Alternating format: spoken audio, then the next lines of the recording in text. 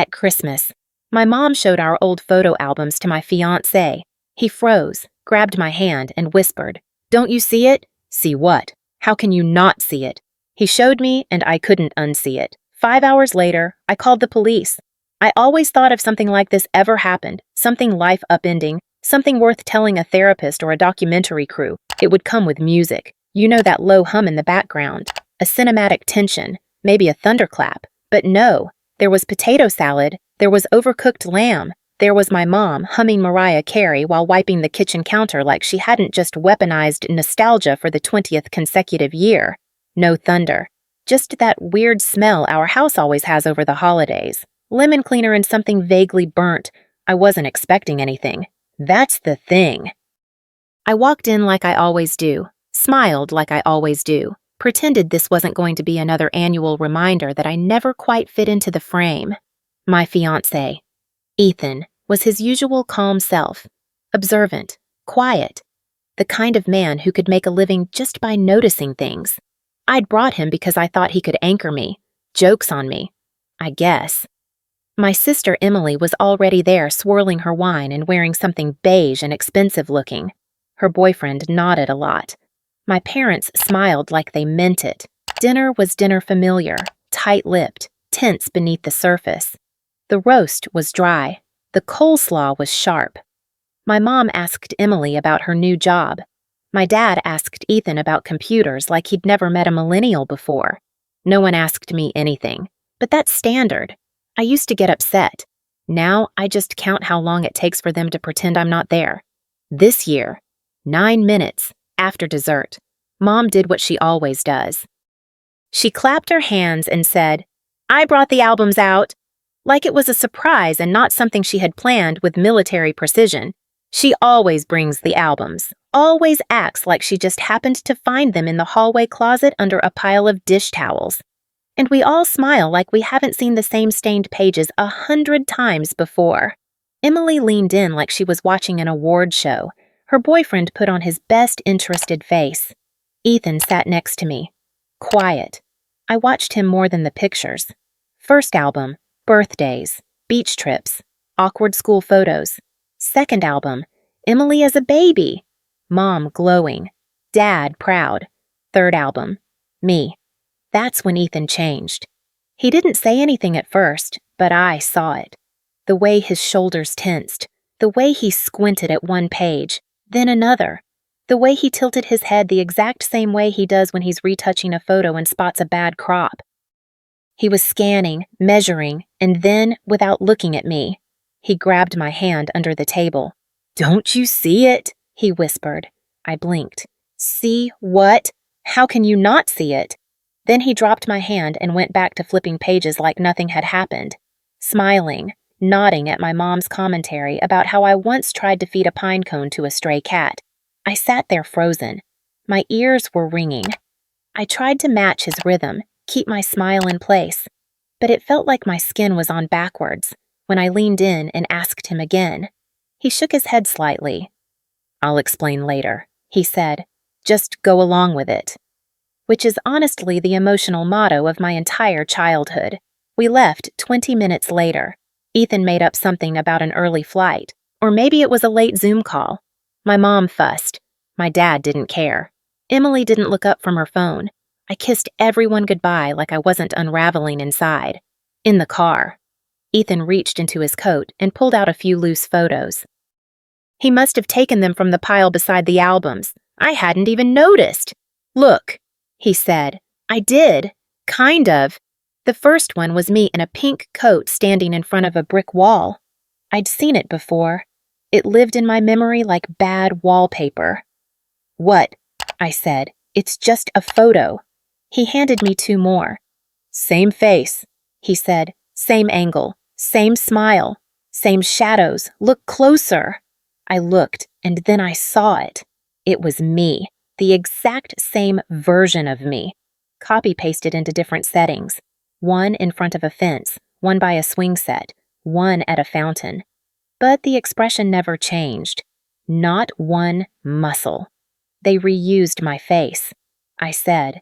My voice sounded strange, like it came from the back of my throat. He nodded. Then he handed me another. A baby, pale, lighter hair, different bone structure. "That's not you," he said. "I don't think they ever had baby pictures of you." Last one. Me, Mom, and Dad in front of some old building. My outline was fuzzy.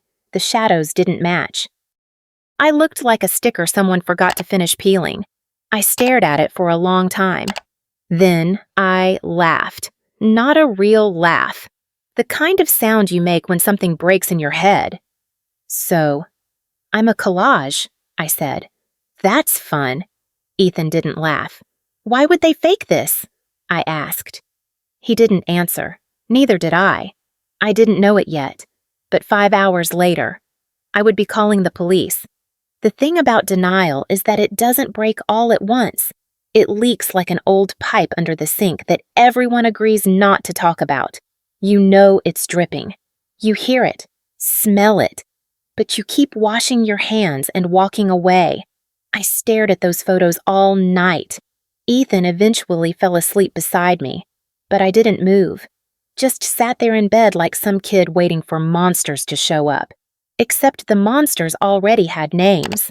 Mom and Dad. The photos were lined up on my nightstand. I kept checking them like they were going to fix themselves while I wasn't looking. They didn't.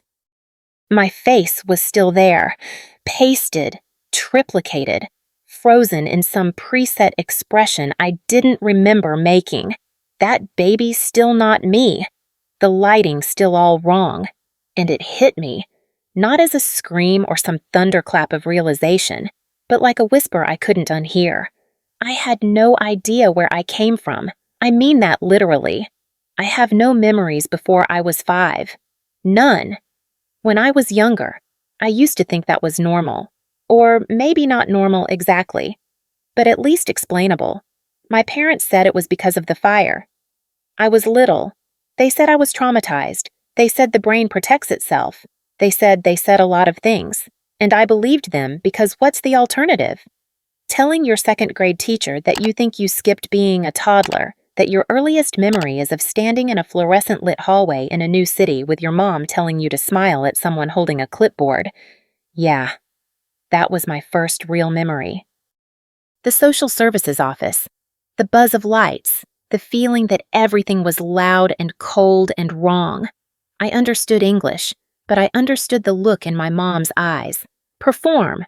From there, it was normal as it could be. We had a little apartment. I started school. My mom packed my lunches like the other moms did, except she didn't write notes. She sent me off with perfectly folded napkins instead. My dad read the paper like it owed him money. They worked hard. They gave me what I needed. But love, that was something else. When my sister Emily was born 2 years later, the temperature in the house changed overnight.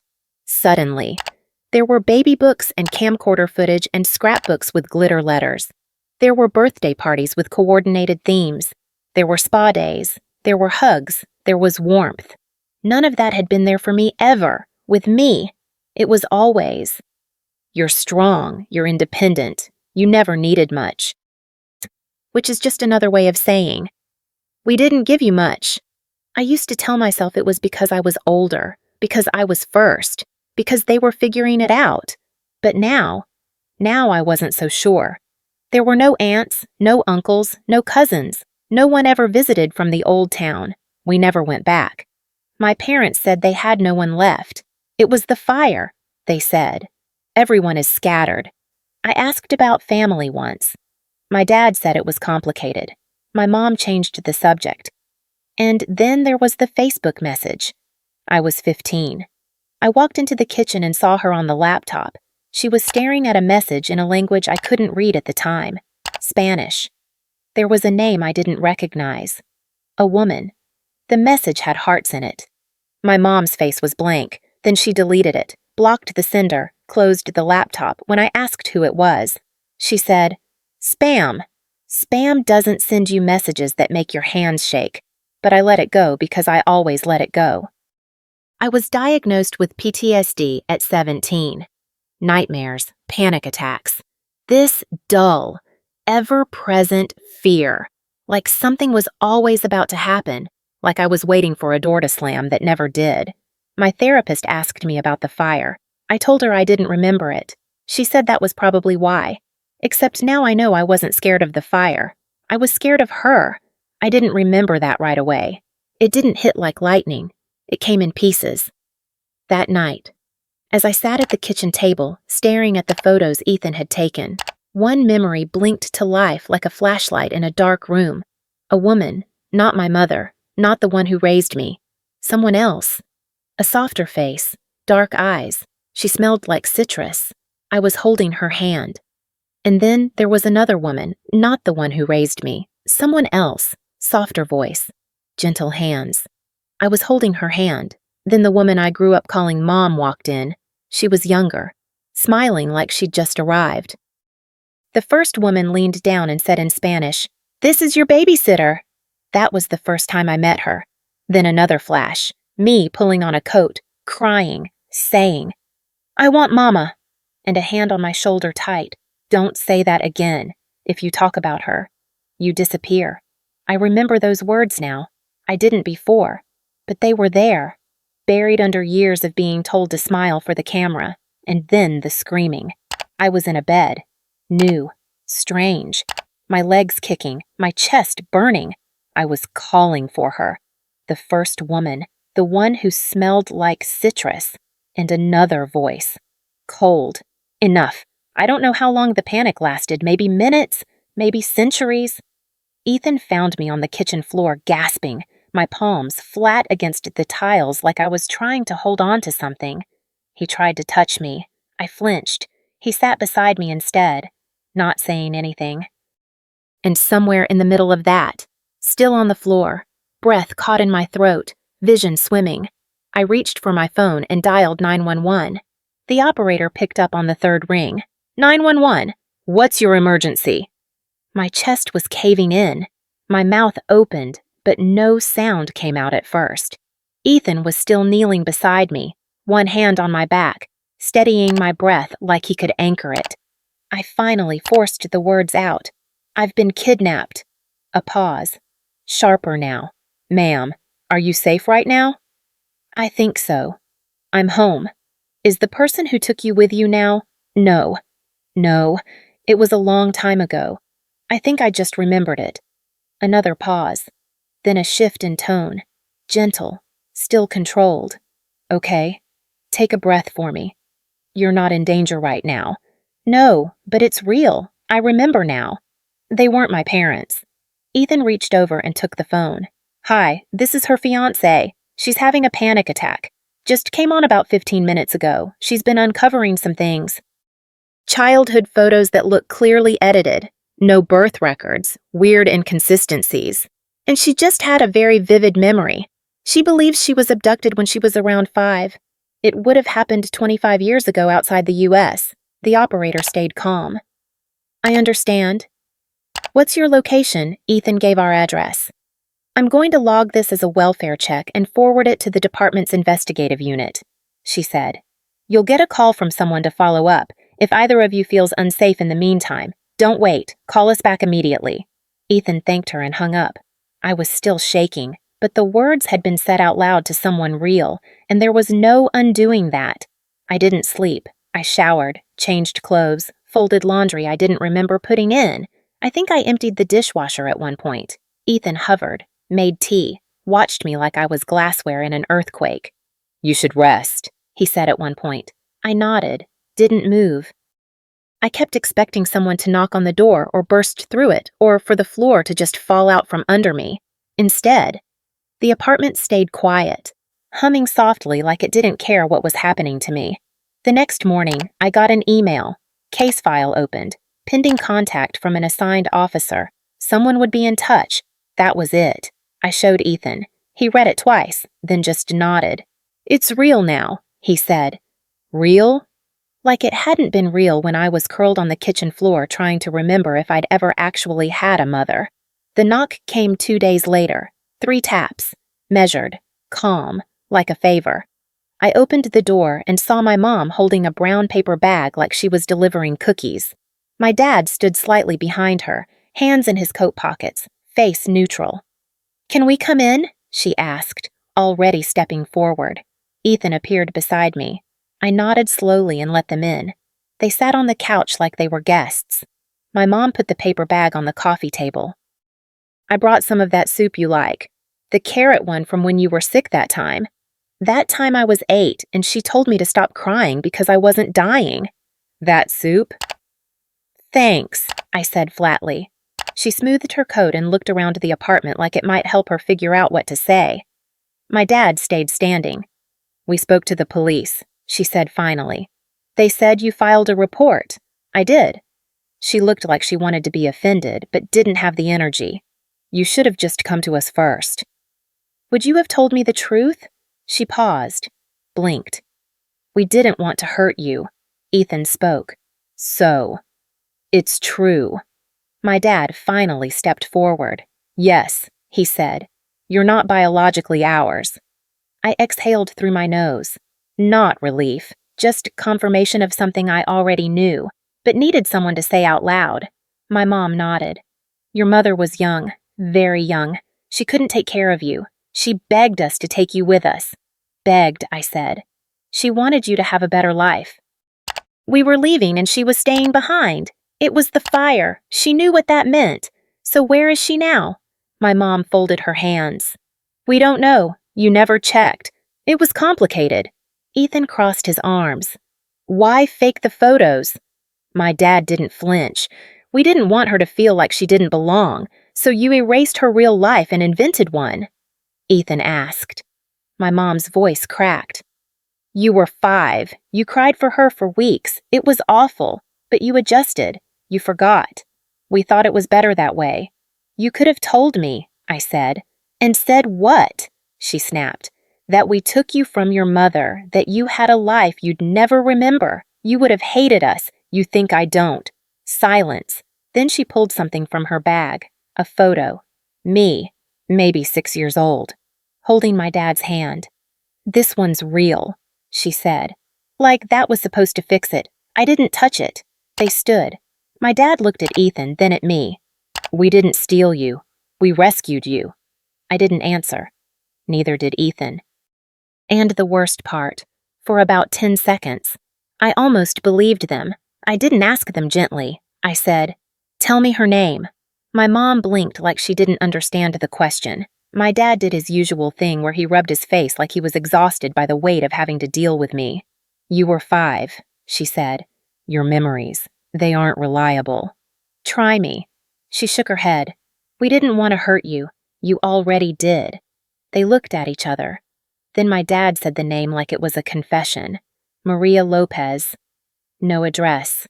No contact. Just the name. When I asked for more, my mom said, "We lost touch. It was the fire." Right. And apparently the fire also erases your ability to type a name into Google. We started searching that night. Ethan was on his laptop. I was on mine. My Spanish is passable when I'm talking to elderly relatives about food, but online research is another story. Maria Lopez, apparently not an uncommon name. There were a few dead ends. A florist in San Antonio, a retired gym teacher in Albuquerque. Then I clicked on a grainy Facebook profile. No smile, no filters. Just a woman with dark hair pulled back, early 50s, faint lines around her eyes, and a face that made my stomach drop. I stared. Ethan leaned over. "She looks like you," he said. I shook my head slowly. "No, I look like her." It wasn't just a resemblance. It was the kind of similarity that makes you uncomfortable. The kind you don't see in the mirror until someone else points it out. Same jawline, same eyes, same expression when she wasn't trying to have one. She hadn't posted in months, but her About section listed a town in southern Texas. The same one I'd heard once in passing when I was 10. And my mom slipped up. We sent a message. We used Google Translate. It probably sounded robotic, but Ethan checked it 3 times. I stared at the screen the entire time like it might answer me back. "Hello, I was given your name. I think I might be your daughter." Then we waited. She replied the next morning. One line. Can we talk? We set up a video call. I don't remember agreeing to it. Ethan did all the clicking. I just sat there wrapped in a blanket, feeling like I was about to meet someone from a dream I didn't know I'd had. And then her face appeared. She looked older than her profile photo. Tired. But still her. Still me. She didn't speak at first, just stared. Her hand went to her mouth like she needed to hold something in. I wasn't sure, she said finally. But now that I see you, I wanted to say something. Anything. But the words got stuck somewhere behind the lump in my throat. I've been looking for you for 25 years. She said my name. It wasn't Mackenzie back then. It was Elena. I froze. Elena. It didn't sound familiar, but it felt right, like a shoe I hadn't worn in decades, but still fit. I blinked, trying to stay steady. Did you give me up? Her face broke, not dramatically, not like in the movies. Just this quiet collapse in her expression. Her mouth opened, then closed again. No, she said. God, no! She looked off screen for a second like she needed to ground herself. Then she turned back. You were 5. I had to leave you with someone I trusted. A neighbor. A friend. Just for a couple hours while I ran to the municipal office to finalize some papers. When I came back, you were gone. She took a breath. They said your babysitter, left earlier, said you went with her, but you never came home. Her voice cracked. We searched. I went to every police station, every shelter. I posted flyers. I called shelters. Everyone said children get lost during disasters, but I knew you didn't get lost. She paused. I just didn't know where to look. I sat very still. Ethan was the one who asked. Did you ever apply to leave? She nodded. I was approved for a resettlement program to the U.S. Families with children got priority. I had everything ready. She looked at me then. But after you disappeared, they took me off the list. Not that I would have left without you. And then it hit me harder than any memory ever had. That's why. That's why they took me. Why they needed me. Why they edited me into those photos like I was some final puzzle piece. They didn't take me because they loved me. They took me because I got them out. We sat in silence for a while after that. Her eyes were red. Mine probably were, too. Ethan didn't say anything, just sat next to me like he was trying to hold the edges of the room together. I never knew where you went, she said softly. I thought maybe someone took you over the border. I thought maybe you died. I didn't know what to hope for. I didn't know what to say to that. What do you say to a woman who lost you? They changed my name, I said instead. Mackenzie. She nodded as if the sound of it hurt. Elena was your grandmother's name. I don't know what I expected to feel. Rage, relief. I felt hollow, like someone had reached inside and scooped everything out, but politely left the shell so I could continue functioning in public. 2 weeks later. We stood side by side at the precinct. She wore a navy coat. I brought the photos. The officer took our statements, asked us questions I barely remember answering. My mom, my real mom, unfolded a creased flyer from her purse. The original missing persons notice, my name, the first one, printed beneath a grainy photo. Elena Lopez, age 5, last seen wearing a red scarf. This is her, she told the officer. This is my daughter. And for the first time. Someone else nodded. We pressed charges and I stopped pretending the past was something I owed to anyone but myself. It didn't go to trial. They were found guilty during the investigation. Immigration fraud, falsifying federal documents, concealing a child abduction across international borders. Turns out they never gave up their old citizenships. They just tucked them away in a drawer right next to their moral compass. Their American citizenship was revoked. They were deported within 6 months. No appeals, no second chances, and they can never come back. Emily stayed. Of course, she did. She was born here. At first, she didn't say much, just stared at the floor a lot. Then, one day, she came over and said, "That was really messed up." It wasn't an apology exactly, but it was something. We talk more now than we ever did growing up. She's not my sister by blood, but she still knows how I take my coffee, and that counts for something. As for Maria, my real mother, she moved to the U.S. 6 months after everything settled. Family reunification program. Ethan and I helped with the paperwork. She got a job at a bakery near our apartment. Says it reminds her of the one she worked at when she was 21 before everything happened. We're planning the wedding. She's on the guest list. She cried when she got the invitation. The people who raised me lost everything. And honestly, they built their life on a lie. So when it collapsed, I didn't feel guilty. I felt free. Did I go too far or not far enough?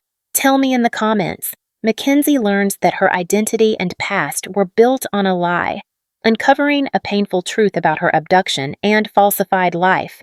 Through confronting the manipulated photos and her suppressed memories, she realizes the importance of seeking truth. No matter how unsettling, this revelation empowers her to reclaim her real identity as Elena and reconnect with her biological mother, Maria.